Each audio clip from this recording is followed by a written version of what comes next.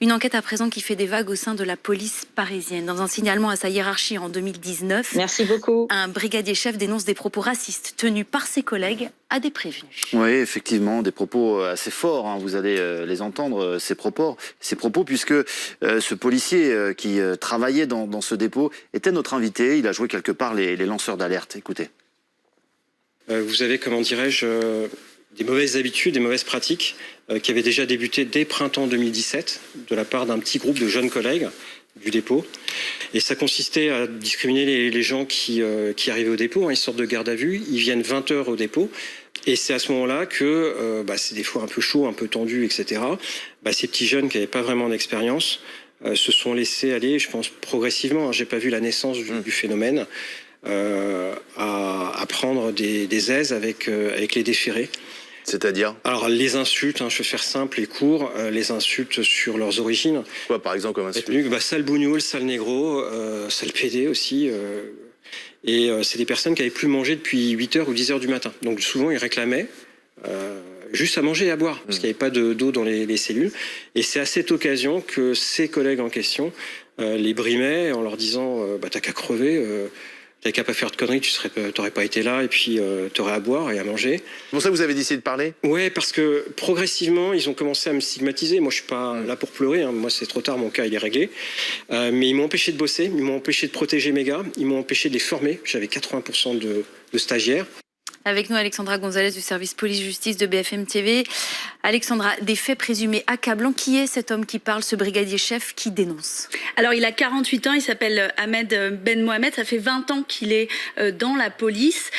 Il dirige une unité de transfèrement des détenus au dépôt. Alors, le dépôt, en fait, c'est le nom qu'on donne à ces cellules souterraines au tribunal de Paris où les détenus les personnes qui terminent leur garde à vue sont mises en attendant d'être présentées à un juge, ou alors aussi les prévenus avant de monter en salle d'audience pour leur procès. Et donc, il raconte qu'à partir de 2017, il a été témoin de ces faits. Hier, on a pu parler avec lui en dehors du plateau.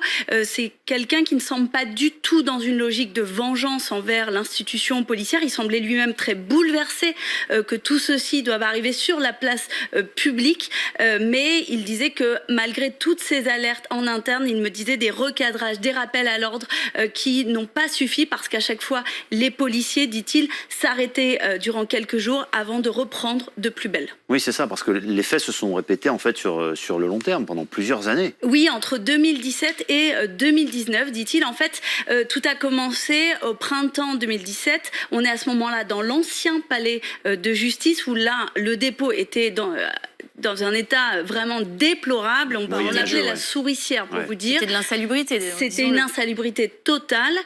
Et donc, à ce moment-là, à la faveur d'un changement d'équipe, de nouveaux policiers arrivent dans cette unité. Alors, ce n'est pas son unité qu'il dirige, mais une unité à côté qui surveillait les détenus. Il parle de très jeunes policiers, très inexpérimentés.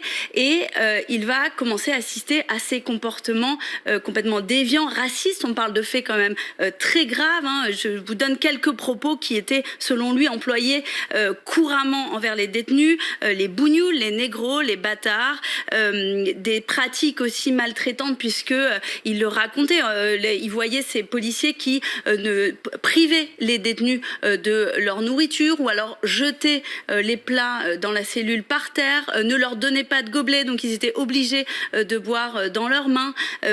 Plein de faits comme ça qu'il a signalé en interne, dit-il, à plusieurs reprises, sans que ça n'ait d'effet, jusqu'à son signalement écrit en mars 2019, qui remonte là jusqu'à la hiérarchie, jusqu'aux plus hautes autorités, puisque à la suite de ce signalement, le préfet de police demande à l'IGPN d'enquêter de façon administrative.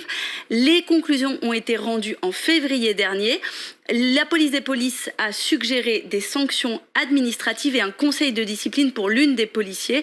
Mais pour l'instant, ces sanctions sont toujours, nous dit-on, en cours de notification. Donc, ces policiers travaillent toujours, ils ne sont pas suspendus à l'heure actuelle. Alors que risquent justement ces policiers mis en cause ? Vous l'avez dit, l'IGPN a été saisi l'an dernier, mais là on a l'impression que l'affaire semble prendre un autre tour. Oui, un tour politique avec Gérald Darmanin qui, hier, a été interrogé à ce sujet et a dit qu'il allait recevoir d'ici la fin de semaine la patronne de l'IGPN, de la police des polices, pour comprendre pourquoi ces sanctions n'ont toujours pas été prononcé. Et puis aussi un tour judiciaire, parce que jusqu'à présent, on était sur un volet purement administratif. Et là, à la suite des révélations de nos confrères de Street Press, qui ont été les premiers à mener cette enquête et à mettre en lumière le témoignage de ce policier, eh bien, hier, le parquet de Paris a décidé d'ouvrir une enquête préliminaire pour violence par personne de l'autorité publique et injure publique. Les policiers risquent donc des poursuites judiciaires pour ces faits. Alexandra, vous évoquiez ce policier lanceur d'alerte. Maintenant, on va s'intéresser aux policiers qui sont décriés aujourd'hui. Écoutez ce que disait justement l'avocat de ce policier, de ce brigadier chef qui a donc dénoncé les faits. Il évoque le profil de ces jeunes policiers, pour la plupart. Il peut y avoir des policiers d'extrême droite qui votent pour le Front National, mais qui disent à l'ancienne, moi je fais mon boulot correctement, et il le dit lui-même. En revanche, cette nouvelle génération est plus inspirée par des thèses soraliennes et par un véritable racisme profond, ancré. C'est ce à quoi M. Ben Mohamed fait référence, une nouvelle génération de policiers, et puis surtout un laisser-aller, une impunité, un laxisme par la hiérarchie policière, notamment par le ministre de tutelle, c'est-à-dire le ministre de l'Intérieur, qui finalement laisse faire. Avec nous en direct, maître Philippe-Henri Honegger, avocat pénaliste au barreau de Paris. Merci d'être avec nous. Des accusations très lourdes de racisme au dépôt donc, du tribunal correctionnel de Paris. Vous qui défendez des clients qui passent par cet endroit, qu'est-ce qui se passe? Qu'est-ce qui s'est passé là-bas? Est-ce que vous étiez au courant de ce type de pratique? Vous savez, nous, on défend beaucoup de personnes toutes les semaines qui passent dans les tribunaux un peu partout en France et en particulier à Paris. Et c'est vrai que très régulièrement, on avait des personnes qui nous disaient, quand on est au dépôt à Paris, on est maltraité. Et comme c'est rapporté par ce policier, on nous empêche de boire pendant toute la nuit, on nous donne pas à manger, on nous parle mal, des bribades, des maltraitances. Mais si vous voulez, le problème, c'est que le dépôt à Paris a cette particularité qu'il est en sous-sol et que personne n'y a accès. Ni à l'abri des regards, donc c'est ça que ça veut dire. Ça veut dire qu'on peut y faire à peu près. Des regards. Exactement. Et c'est dans ce cadre, j'allais dire, secret, que finalement ont pu se développer ces pratiques sans que personne ne puisse y redire quoi que ce soit. Parce que quand moi, il y a quelqu'un qui, lors d'un entretien, me dit « j'ai subi ci, ça ou ça », je lui dis oui, mais qu'est-ce qu'on a comme élément? Qu'est-ce qu'on a comme preuve? Il n'y a pas de témoins, il n'y a pas de constatations qui sont faites. Et donc, c'est très difficile d'engager des procédures.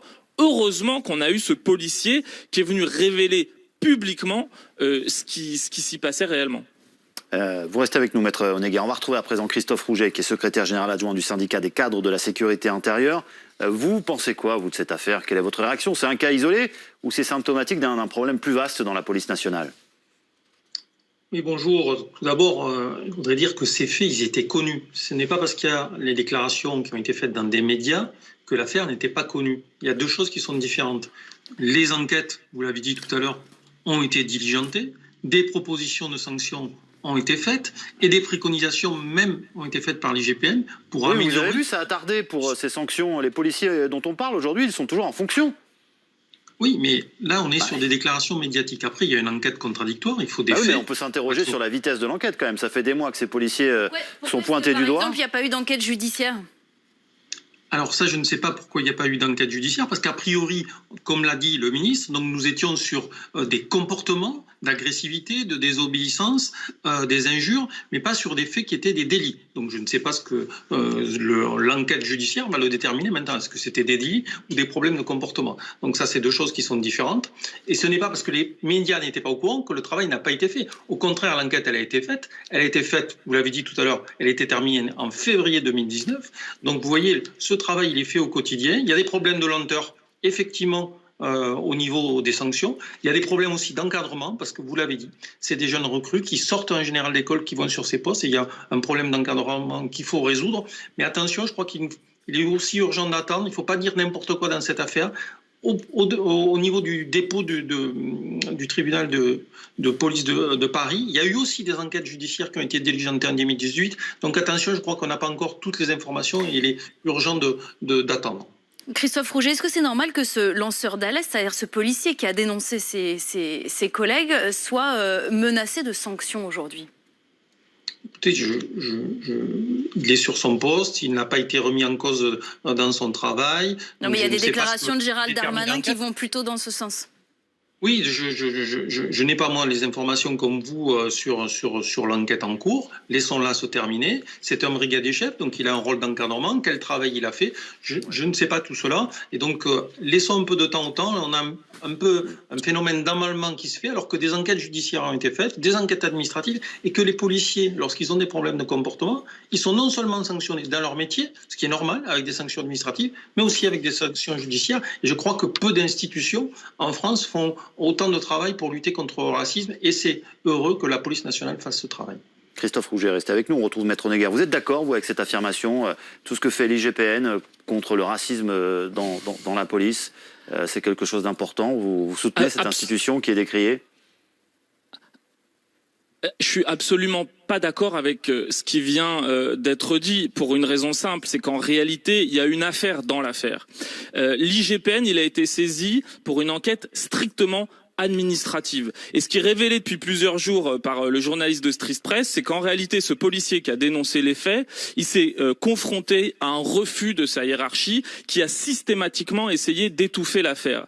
On se trouve, il faut quand même bien le dire, face à des faits qui sont d'une extrême gravité. On vous parle d'injures raciales, c'est puni d'emprisonnement, c'est un délit. On vous parle de maltraitance et de traitement inhumain, ça peut être assimilé à ce qu'on appelle des actes de torture et de barbarie. Quand on est policier pour ces faits-là, on va devant la cour d'assises et on vous dit il va y avoir des sanctions administratives. Évidemment qu'il aurait dû y avoir dès le départ une enquête judiciaire qui a été initiée. La preuve, c'est que dès que le procureur a été mis au courant cette semaine, il a ouvert une enquête judiciaire. Sauf qu'on l'a caché, et c'est le mot, on l'a caché à la justice. Ça veut dire, si je vous entends, que la police protège la police.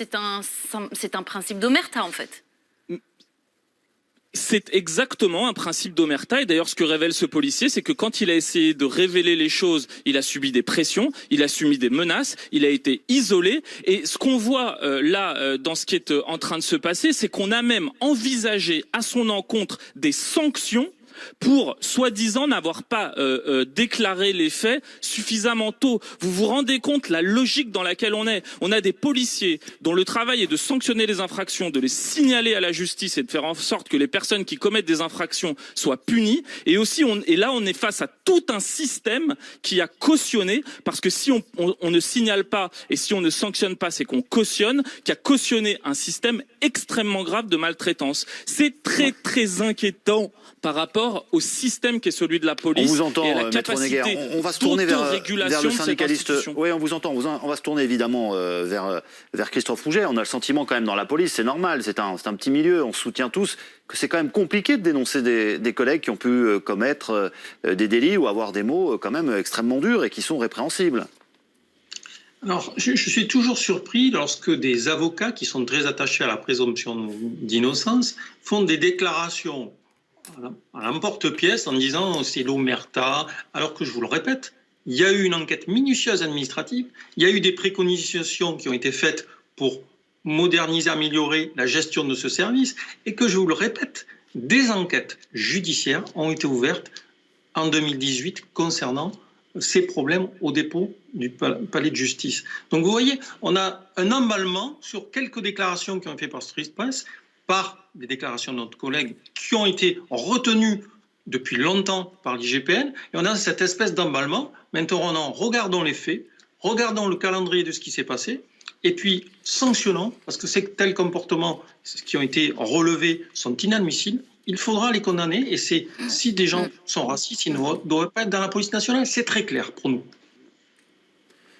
Merci beaucoup à tous les deux pour toutes ces précisions. On le rappelle, donc cette affaire de dénonciation au sein de la police parisienne, des actes, des mots employés qui s'apparentent à du racisme dans le dépôt de la torture, nous expliquait même l'avocat tout à l'heure, effectivement. De Paris. Merci. On va avoir l'occasion de suivre cette affaire, effectivement, avec Alexandra, sans doute un peu plus tard.